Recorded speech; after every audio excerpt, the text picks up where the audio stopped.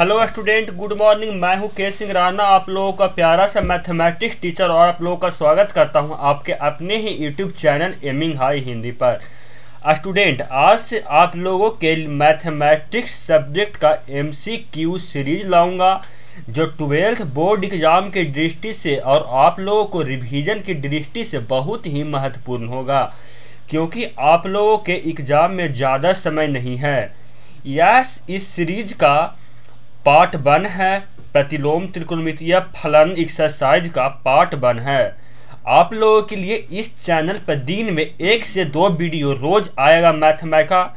इस चैनल पर अगर आप नए हैं तो चैनल को सब्सक्राइब कर बेल आइकन जरूर दबाएं।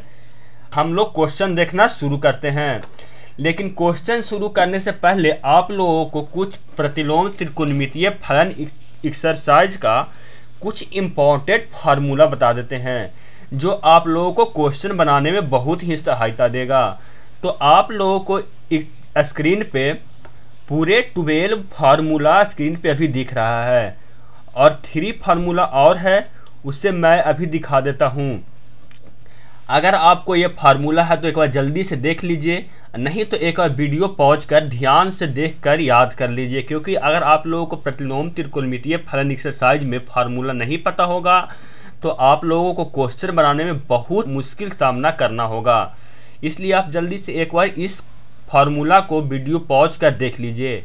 3 फार्मूला है नीचे, उसको भी हम लोग आप लोगों के सामने दिखा रहे हैं। ये रहा 3 फार्मूला, आप इसे भी देखकर एक बार जल्दी से याद कर लीजिए। सब फार्मूला हल्का हल्का है स्टूडेंट, सब देखिएगा और 2 मिनट में सब याद हो जाएगा। सबका रेंज याद कर लीजिएगा, सबका डोमेन याद कर लीजिएगा, जिसको डोमेन को बोलते हैं डोमेन और रेंज को बोलते हैं हिंदी में बोलते हैं प्रास। आप इसे भी एक बार देख लीजिएगा, किसका रेंज, किसका डोमेन प्रास कितना होता है, किसका रेंज कितना होता है, किसका डोमेन कितना होता है, ये सब आप देख लीजिएगा, क्योंकि अब जब तक ये सब याद नहीं रहेगा तो क्वेश्चन बनाने में बहुत ही मुश्किल होगा। अब हम लोग चलते हैं फर्स्ट क्वेश्चन से देखना शुरू करते हैं। तो ये रहा आप लोगों का स्क्रीन के सामने फर्स्ट नंबर क्वेश्चन। तो फर्स्ट क्वेश्चन में क्या कहा जा रहा है स्टूडेंट? फर्स्ट क्वेश्चन में कहा जा रहा है साइन इनवर्स √3/2 का मुख्य मान निम्न है। आप लोगों से साइन इनवर्स √3/2 का मान पूछा जा रहा है। अगर आप लोगों का आंसर पता है तो आंसर कमेंट बॉक्स में दीजिए, नहीं तो हम लोग क्वेश्चन बनाना शुरू करते हैं। क्या कहा जा रहा है क्वेश्चन? क्वेश्चन है साइन इनवर्स √3/2। हम लोग इसको कैसे लिख सकते हैं? हम लोग लिख सकते हैं इसको साइन इनवर्स √3/2 को साइन के फॉर्म में लिख सकते हैं ना स्टूडेंट, साइन π/3, क्योंकि साइन 60 डिग्री √3/2 होता है। तो ये तो हम लोग का फार्मूला था। इसका सही आंसर कौन हो जाएगा? इसका सही आंसर हो जाएगा π/3, क्योंकि sine inverse into sine theta equal to होता है थीटा। हम लोग के यहाँ थीटा के जगह पर कितना है? हम लोग के यहाँ थीटा के जगह पर है π/3, इसलिए सही आंसर हो जाएगा ऑप्शन नंबर डी। चलते हैं आगे सेकंड नंबर क्वेश्चन पे। सेकंड नंबर क्वेश्चन पे क्या कहा जा रहा है? तो सेकंड नंबर क्वेश्चन में कहा जा रहा है स्टूडेंट, सेकंड नंबर क्वेश्चन आप लोग का स्क्रीन के सामने ये रहा। सेकंड नंबर क्वेश्चन में क्या कहा जा रहा है? आप लोग पढ़िए और जल्दी से कमेंट बॉक्स में आंसर दीजिए। सेकंड नंबर क्वेश्चन में कहा जा रहा है साइन इनवर्स 1/√2 का मान कितना होगा? तो हम लोग इसको लिख सकते हैं साइन इनवर्स 1/√2 को साइन इनवर्स साइन π/4, क्योंकि 1/√2 साइन π/4, साइन 45 डिग्री का मान 1/√2 होता है। तो इसका आंसर हो जाएगा सही π/4। सही आंसर होगा ऑप्शन नंबर ए, क्योंकि साइन इनवर्स देखिए, क्योंकि sine inverse into sine theta equal to होता है थीटा, क्योंकि थीटा की जगह पर π/4, इसलिए हम लोग का सही आंसर हो जाएगा π/4, ऑप्शन नंबर ए। अब हम लोग चलते हैं थर्ड नंबर क्वेश्चन पे। थर्ड नंबर क्वेश्चन में क्या कहा जा रहा है स्टूडेंट? थर्ड नंबर क्वेश्चन आप लोगों का स्क्रीन के सामने ये रहा। थर्ड नंबर क्वेश्चन में क्या कहा जा रहा है? थर्ड नंबर क्वेश्चन में कहा जा रहा है, थर्ड नंबर क्वेश्चन में कहा जा रहा है कॉस इनवर्स -1/√2। हम लोग इसको लिख सकते हैं, क्योंकि कॉस इनवर्स माइनस थीटा बराबर होता है pi minus cos inverse theta. तो थीटा की जगह पे कितना है स्टूडेंट? थीटा की जगह पर 1/√2 है। हम लोग इसको आगे कैसे लिख सकते हैं, हम लोग इसको आगे लिख सकते हैं पाई माइनस कॉस इनवर्स 1/√2 के लिख सकते हैं। कॉस को फॉर्म में कॉस पाई/4, क्योंकि आप लोगों को पता होगा कॉस 45 डिग्री का मान 1/√2 होता है।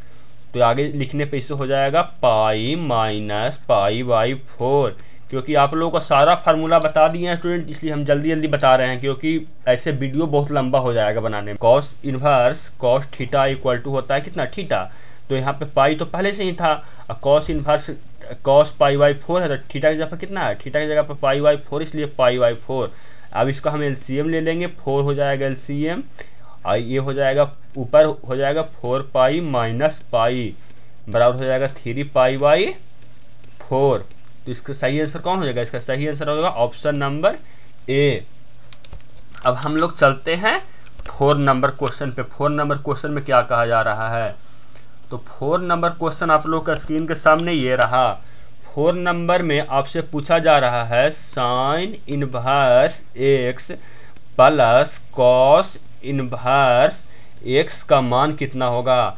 तो ये तो फार्मूला ही होता है student, sine inverse x plus cos inverse x equal to पाई/2। तो इसका सही आंसर हो जाएगा ऑप्शन नंबर ए। अब चलते हैं हम लोग 5th नंबर क्वेश्चन में। 5th नंबर क्वेश्चन में क्या कहा जा रहा है, 5th नंबर क्वेश्चन आप लोगों को स्क्रीन के सामने ये रहा। ज़्यादा समय चाहिए स्टूडेंट तो वीडियो को पॉज कर लीजिए, उसके बाद बनाइए, उसके बाद कमेंट बॉक्स में आंसर दे सकते हैं, क्योंकि अगर आप लोगों को टाइम हम देंगे तो वीडियो बहुत लंबा हो जाएगा, इसलिए जल्दी जल्दी फास्ट में बता रहे हैं।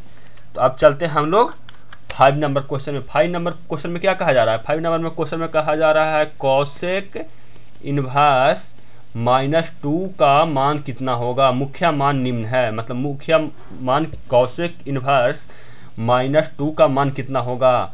तो स्टूडेंट कॉसेक इनवर्स -2 को हम लिख सकते हैं माइनस कॉसेक इनवर्स 2, क्योंकि कॉसेक इनवर्स माइनस थीटा के इक्वल टू होता है माइनस कॉसेक इनवर्स थीटा, इसलिए आगे माइनस है, फिर कॉसेक इनवर्स थीटा की जगह पे 2 है। अब हम 2 को कॉसेक के फॉर्म में मान रख देंगे, उसके बाद आप लोग को पता होगा cosec inverse into cos theta बराबर क्या होता है।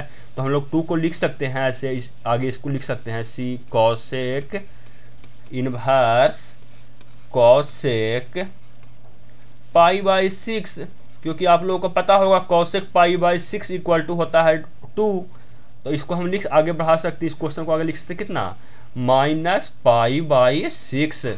इसका सही होगा ऑप्शन नंबर डी, क्योंकि cosec inverse into cosec theta equal to होता है थीटा, तो माइनस तो पहले से ही है और थीटा के जगह पर पाई/6, इसलिए इसका सही आंसर हो जाएगा माइनस पाई/6, ऑप्शन नंबर डी। अब हम लोग चलते हैं 6 नंबर क्वेश्चन पे। 6 नंबर क्वेश्चन में क्या कहा जा रहा है, तो 6 नंबर क्वेश्चन आप लोग का स्क्रीन के सामने ये रहा।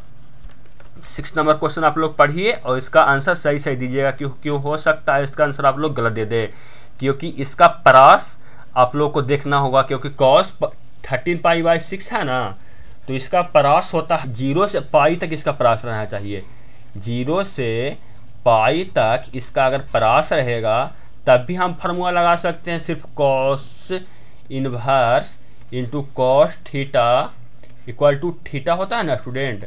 अगर इसका परास 0 से पाई तक रहा ना तभी आप फार्मूला लगा सकते हैं, अन्यथा ये फार्मूला हम लगाएंगे तो रॉन्ग हो जाएगा।